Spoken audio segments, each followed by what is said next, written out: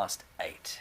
Claims of anti-Semitism and other forms of racism couldn't come at a worse time for the Labour Party. UK-wide elections just around the corner. They'll take place next week. Party's leader Jeremy Corbyn has ordered an independent inquiry into the matter, but what would that achieve, and would the proposed new code of conduct for members make any difference? We did ask the Labour Party to offer a representative on this programme this morning. They said no one was available to talk to us. We're going to speak now to Jonathan Sacerdoti from the campaign against anti-Semitism. Thank you very much, Mr Sacerdoti, for joining us this morning on BBC Breakfast. Would you first of all give us your impressions of what's happened at the Labour Party this week?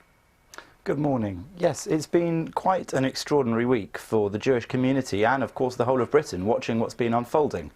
Not only did we see more instances of anti-Semitism from, this time, an MP within the party, reminding us of when the MP Gerald Kaufman also made anti-Semitic statements at the end of last year, which have gone unpunished so far.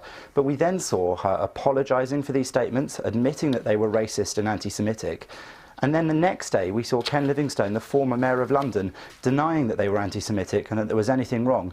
And as if in a comedy almost, referencing Hitler as some sort of defence for what Naz Shah had been saying.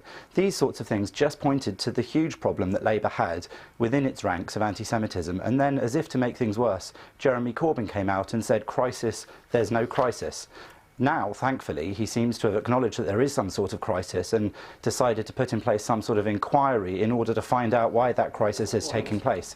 But for the Jewish community, none of this has inspired very much confidence in Labour's ability to recognise the problem, and now people will be waiting to see if they can actually do anything about it. Is this, from the Jewish community's point of view, from what you've observed, a problem with just the Labour Party or other political parties as well?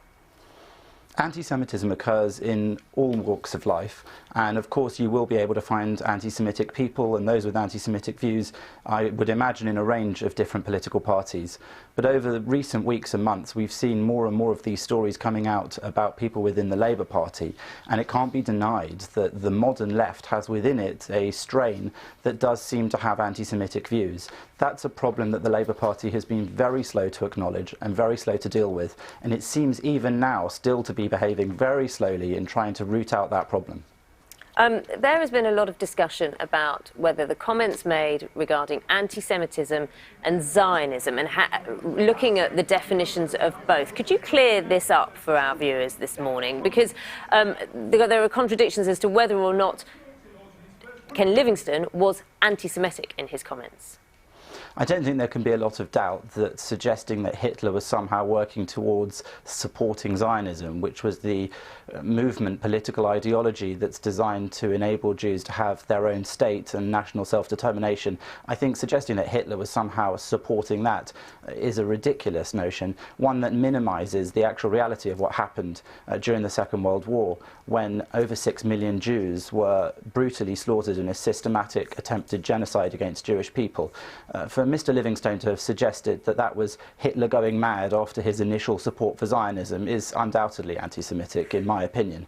I would say also that this constant refrain we hear from some people that they're not being anti-Semitic, they're somehow being anti-Israel, is ridiculous. The issue of Israel and the Palestinians is not a football match where one is anti-Israel or pro-Palestinian. This is a complex geopolitical situation that will require complicated negotiations and a solution. Simply saying that you're anti-one side or pro-another as a defence for things which can offend the Jewish community is an absurd way of dealing with this.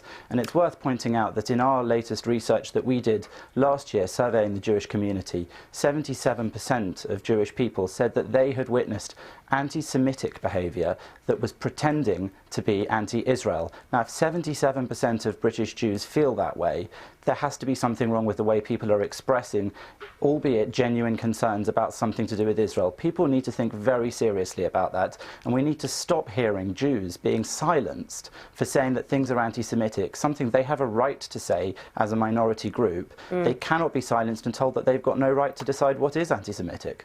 Jonathan Sacerdoti from the campaign against anti-Semitism, thank you very much for talking to us on BBC Breakfast. Let's see, the time now is 8:15. You're watching Breakfast from BBC News. That is our main story.